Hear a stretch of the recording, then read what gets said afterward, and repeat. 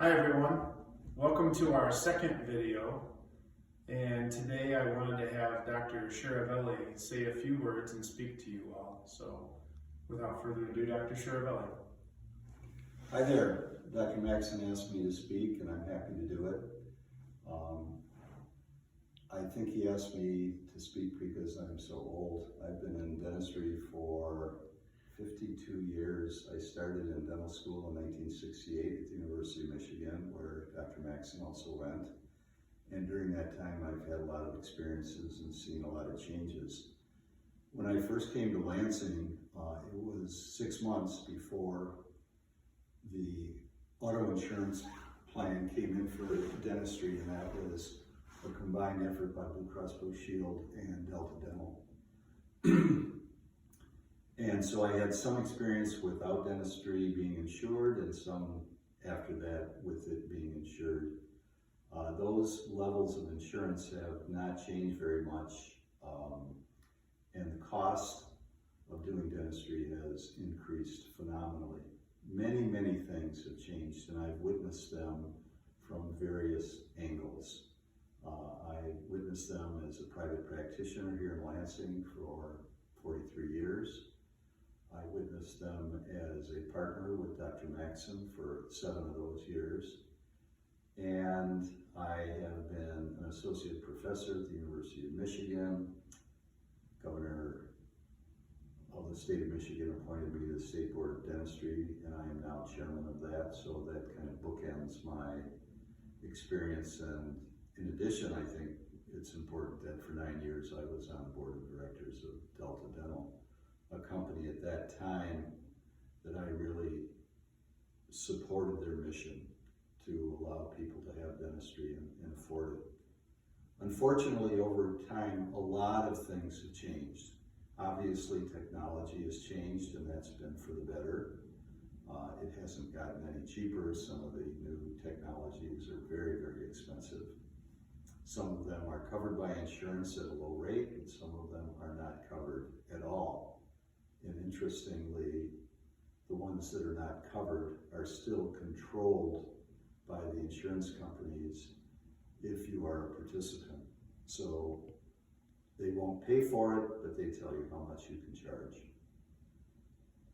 In dentistry, as other professions, there are a lot of people practicing the profession, and you're going to have some people at the top, a small number at the bottom, and many people in the middle. And after working with Dr. Maxson for 7 years, I know that he's on the top of this game, and he's an excellent practitioner. I don't just say that to say it. I say it because I am now his patient. My wife is his patient. My 2 sons are his patients.